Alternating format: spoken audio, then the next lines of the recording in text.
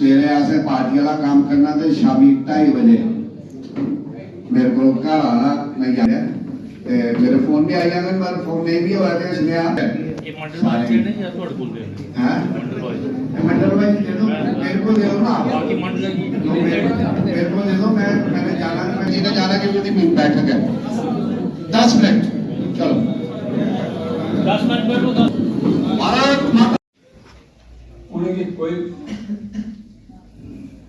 माफी नहीं है वो करने का प्रयास करना क्योंकि आप 2000 पहले चाइना साल में ज्यादा नहीं कम्युनिस्ट पार्टी थी चाइना साल करिए पूरे देश से 18 करोड़ तक के समय चाहिए।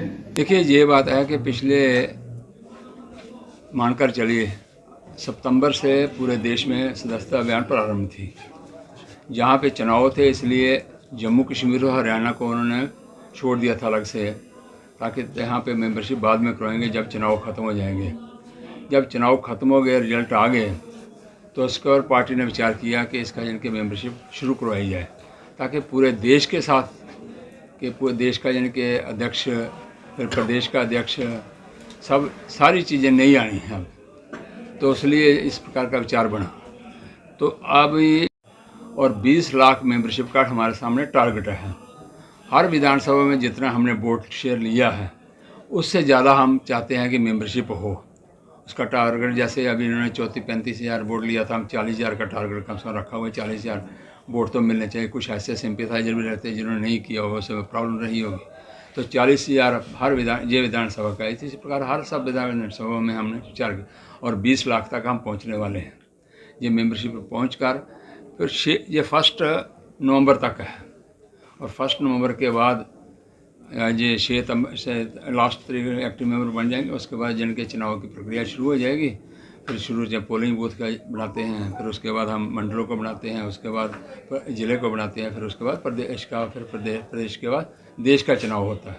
तो इसलिए इस सिस्टम को करने के लिए मेंबरशिप अनिवार्य है। तो ये मेंबरशिप होगी तभी सारी चीज़ें बन पाएंगी। हम चाहते हैं कि सारे कार्यकर्ताओं को बुलाकर बातचीत की जाए।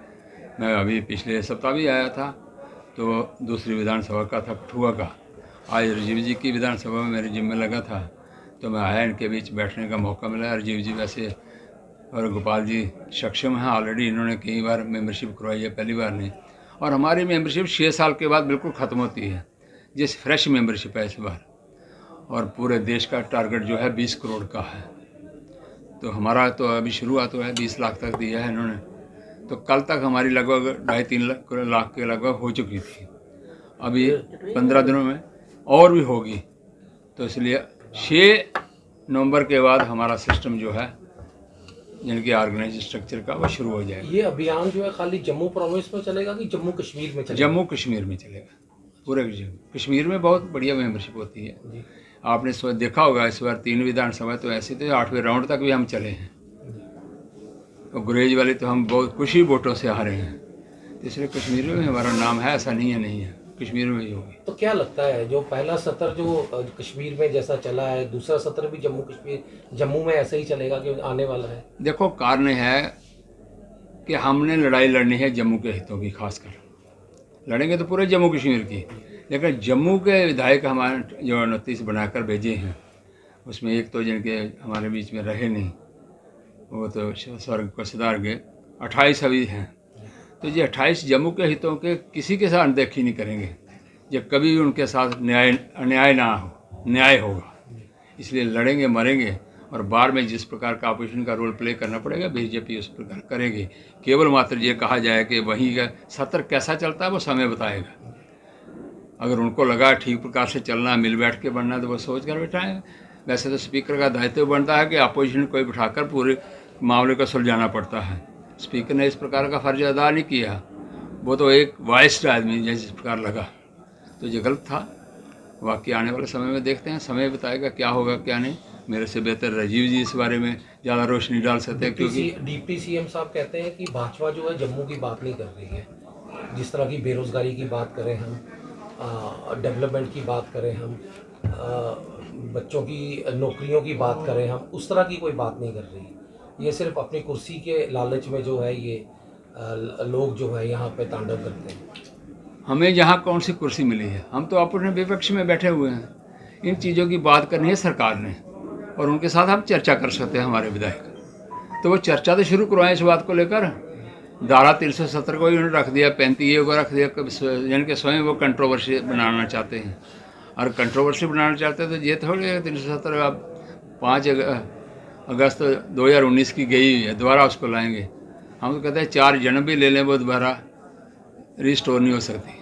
तो इसलिए हमारे विधायक मजबूत हैं। मेरे से बेहतर इसका जवाब तो राजीव दे सकते हैं। राजीव जी भाई, स्मार्ट मीटर को लेके लोगों में बड़ा रोष है और सड़कों पर लोग हैं। देखो, पूरे देश का मामला है। जो देश का सिस्टम होगा वही जम्मू कश्मीर में सिस्टम लागू होगा, क्योंकि जम्मू ने आज तक, अब मैं क्या कहूँ, ईमानदारी से कितनी चीज़ें की हुई हैं। क्योंकि पिछली सरकारें जो रही हैं आज तक वो किस प्रकार के थे वो हमारे सामने हैं, तो वही बता सकते हैं। इसलिए अगर बिजली चाहिए, ऐसा तो नहीं है बिजली आए 4 घंटे और 20 घंटे का कट हो तो उस समय लोग चलाते हैं हमारा बिजली नहीं आई। अगर 24 घंटे बिजली चाहिए तो उसका भुगतान भी 24 घंटे चाहिए। यानी कि इसके प्रदेश सरकार को कितना घाटा है वो भी देखे ना। तो इसलिए सारी चीज़ें जो हैं लोगों ने देना नहीं होता, इसलिए वो कहते हैं ना, वो वायर ऊपर लगा दी तो और अपनी बिजली चला दी, कोई उसका खर्चा नहीं, कोई कुछ नहीं। तो इसलिए डिपार्टमेंट को भी सख्ती करनी पड़ेगी, डिपार्टमेंट को हम सख्ती से लेंगे और ये इस प्रकार का। लेकिन जायज़ जो चीज़ होगी वो जायज़ हम करवाने के लिए तैयार हैं, नाजायज़ ना हो। सफाई कर्मचारी जो है वो बड़े सालों से जो है वो पक्का होने की बात कर रहे हैं, पर खाली आश्वासन ही जो उनको मिला है। उनका ये कहना है कि 2014 में जब हमने भाजपा को जिताया था तो हमें ये उम्मीद थी कि हमको दिया जाएगा, पर 10 साल हो गए अभी तक भाजपा कौन से सफाई कर्मचारी? सफाई कर्मचारियों को तो 3 श्रेणियों में लिया गया था। एक श्रेणी तो उनको परमानेंट हो गई, दूसरी होने वाली है। वो तो म्यूनसिपैलिटी के अंदर ही सारी बातें हैं, तो उसके अंतर्गत जैसे जैसे भेजा होगा उन्होंने, वो तो उसी प्रकार हो रही है। सुशेष जी, आपने जो मेंबरशिप ड्राइव चलाई है, अगर आम आदमी से जुड़ना चाहेगा तो उसके लिए क्या प्रोसीडिंग रहेगी? देखो, जहाँ पे हमारा जो भी कार्यकर्ता होगा जो मेंबरशिप कर रहा होगा, हम डोर टू डोर अप्रोच करेंगे, तो उसके डोर पे भी जाएंगे, वो हमारी मेंबरशिप कर सकता है। उसमें है कि मैं आपको नंबर बता देता हूँ, 8800002024। ये 10 डिजिट है, उसको मिस कॉल करनी है। मिस कॉल करने के बाद अब लिंक आएगा, लिंक को खोलो तो पूरा फार्म आ जाता है। तो फार्म भरा जाए तो फार्म भरने के बाद उसका मेंबरशिप हो जाएगी। इसके लिए कोई लंबी चौड़ी पंडितों की तरह वो पंडिताई नहीं होते कि वेद।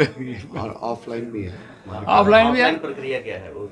ऑनलाइन भी यही कहा मैंने कि 10 डिजिट का, जैसे 88002024 ये मिस कॉल दो, उसके बाद लिंक आ जाएगा आपको। उन्होंने कहना रजिस्ट्रेशन के लिए आपका धन्यवाद, लिंक आएगा, वो फार्म आ जाएगा, फिर फार्म भरना आपने अपना उसमें डिटेल में।